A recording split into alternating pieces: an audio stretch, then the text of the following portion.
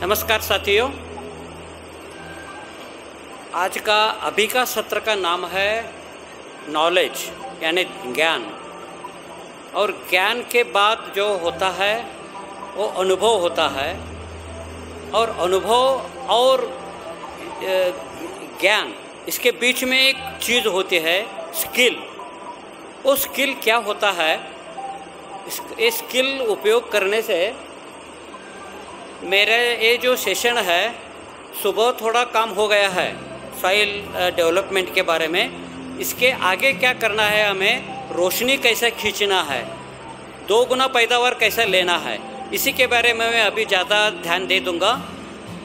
ये देखो, ये एरोग्रीन जो 15-16 प्रकार के अनाज है, जब तक 2 मुख्य फसल के बीच में रोशनी गिरती है, इसका उपयोग हम हरी खाद के रूप में करते हैं, और वो हरी खाद यहीं इनकॉर्पोरेट करते हैं। हल्दी है और बीच में एक फसल है और वो भी हरी खाद है। वो बुआई होती है, तब तक एक मौसम निकल जाता है या एक ऋतु निकल जाता है। मान लो इस नक्षत्र में इसकी बुआई होनी चाहिए, तो हमने क्या किया, मैं खास कर इसके में जो स्किल बोलता हूँ ना, यही इसका काम है। यहाँ एक दल, द्विदल, तेल वर्गीय सारे बीज के अलग अलग तरीके से एक गवर्नमेंट फार्म है एक्चुअली। इस गवर्नमेंट फार्म में हमने पानी थोड़ा था, लेकिन मृग नक्षत्र आधा हो चुका था, अभी बारिश नहीं हुआ था। रोहिणी नक्षत्र के बाद मृग नक्षत्र भी आधा हो गया था। और हमारे यहाँ एक सोच है, समझ है, रोहिणी नक्षत्र में फसल उगा दिया तो पैदावार ज़्यादा मिलता है। इस ज्ञान का मैंने क्या किया, इस्तेमाल किया अपने स्किल से।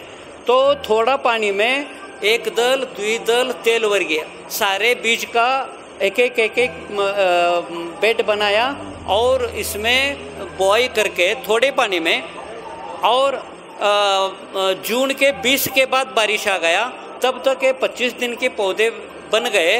इसका प्रूनिंग करके ट्रांसप्लांट करवा दिया, 2 गुना 3 गुना पैदावार मिल गया। ये प्रूनिंग करने से क्या होता है, रोशनी पकड़ता है, लेकिन वो कौन से ऋतु में उगाना चाहिए वो स्किल है।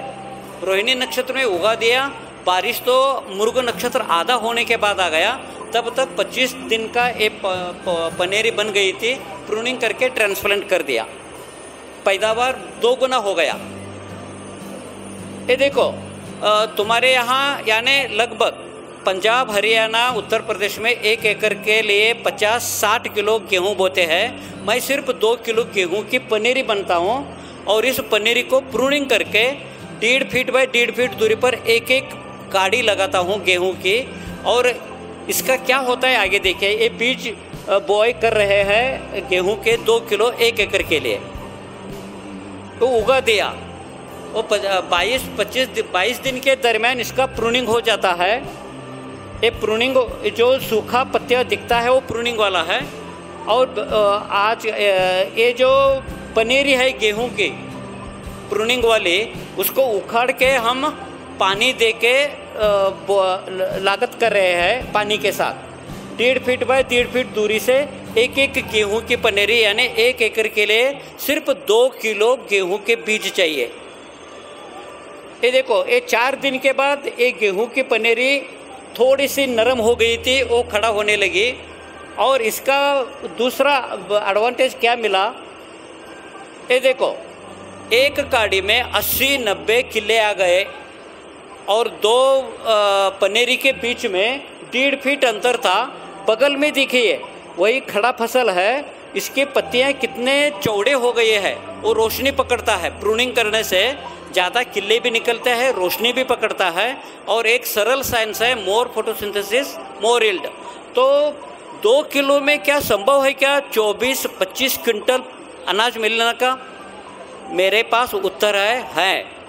तो यही टेक्निक है। तो ये देखो, एक ही काड़ी का, प्रूनिंग वाला गेहूं का काड़ी का कितना किले निकल गया है, और अच्छा रोशनी पकड़ गया है, हरा भरा रहा है।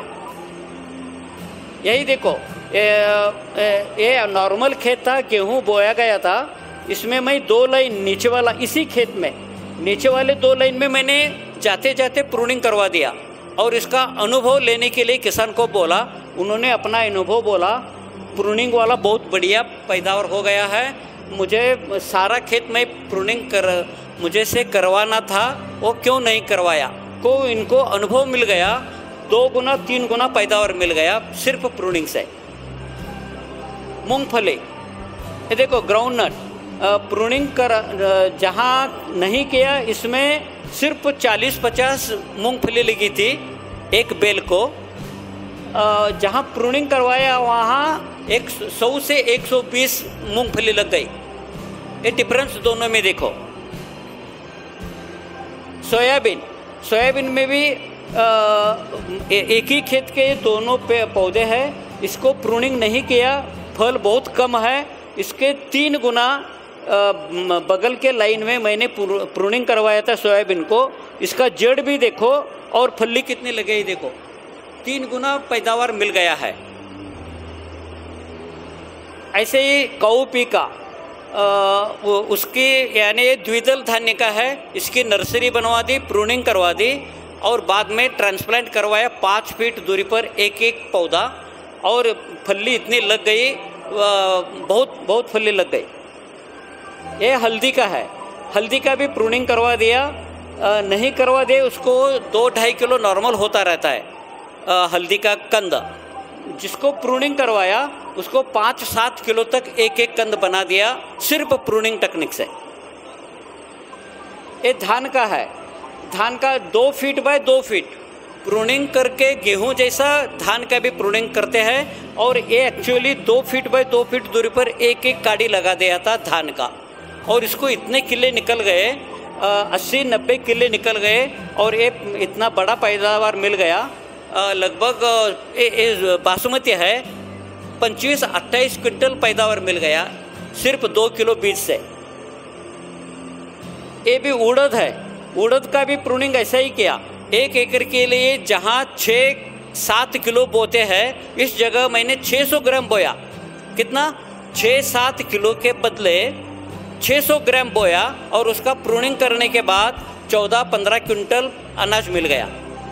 यानी इसमें एक्चुअली रोशनी का रोल है, सूर्य प्रकाश का बहुत बढ़िया काम है, ये आपको समझाना चाहिए।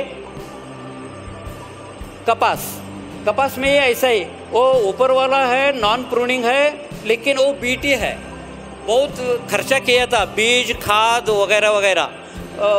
और नीचे वाला है वो सामान्य जो लोकल ये होते हैं, यानी देशी बीज होता है, इसको बोया और उसका प्रूनिंग करने से वो हरा भरा रहा, पैदावार मिल गया। वो पानी एक्चुअली बारिश निकल गया था तो बीटी वाला सूख गया और अपना जो जड़ नीचे चला गया और फसल मिल गया। और जड़ कितना, ये देखो ऊपर वालों को जड़ नहीं ये किया था, प्रूनिंग नहीं किया था, और नीचे वाला जितना प्रूनिंग किया था वो थोड़ा फोटो आधा आ गया है, वो 4 फीट नीचे अंदर घुस गया था मिट्टी में। तो इसीलिए वो देशी बीज का कपास बहुत बढ़िया पैदावार मिला। मेरीगोल्ड, ये देखो गेंदा में एक किसान के खेत में मैंने जाते जाते 5 पेड़ का प्रूनिंग करवा दिया। वो नीचे वाला है, वो उन्होंने नहीं किया था, डेरिंग नहीं किया था, इसको स्किल या डेरिंग बोलते हैं। वो मैंने करने के बाद इतने फूल लग गए, 5 गुना फूल ज़्यादा मिल गए सिर्फ प्रूनिंग करने से। गन्ने में उत्तर प्रदेश में गन्ना बहुत होता है, गन्ने के बीज भी बहुत इस्तेमाल करते हैं। खड़े गन्ने के ऊपर मैंने 3 महीने का एक पनेरी है। कितने महीने का? खड़े गन्ने के ऊपर 3 महीने की गन्ने की पनेरी तैयार होती है। तब तक आप 2 बार हरी खाद बना सकते हो, या उड़द मूंग जैसे 90-100 दिन का फसल ले सकते हो, या और कोई फसल अपने मर्जी से। लेकिन 3 महीने की पनेरी होता है क्या, इसको भी प्रूनिंग करते हैं काटने से पहले, और प्रूनिंग करने के बाद काटते हैं और सीधा पानी के साथ बोते हैं 2 फीट बाय 4 फीट दूरी पर। तुरंत 10 दिन के बाद 8-10 किले निकल आते हैं। कितने? बॉय होने के बाद, क्योंकि ओरिजिनली ये पौधे है, ये पनेरी है 3 महीने की खड़े गन्ने पर। ये नया तंत्र है। सिर्फ 400 किलो गन्ना लगता है 1 एकड़ के लिए, लेकिन 3 महीना बचता है अपने बॉय के बाद। तो खड़े गन्ने पर वो पनेरी बन गई, तो इसको काट के प्रूनिंग करके काटेंगे और बोए करेंगे, और 10 दिन में 8-10 किले निकल आते हैं तुरंत। इस यानी हमें 1 एकड़ के ऊपर लगभग 100 टन यानी 1000 क्विंटल गन्ना आराम से पैदा कर सकते हो। ये देखो, यही खड़े गन्ने के ऊपर, लेकिन वो गन्ना चाहिए 9, 10, 11 महीने का इसका उम्र होना चाहिए। ये वाला यही टेक्निक से बना हुआ ये गन्ना का खेत है।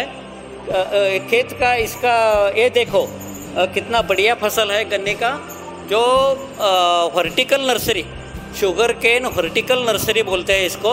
और इसी तंत्र से वो बॉय करने के बाद ये गन्ना पक दिया।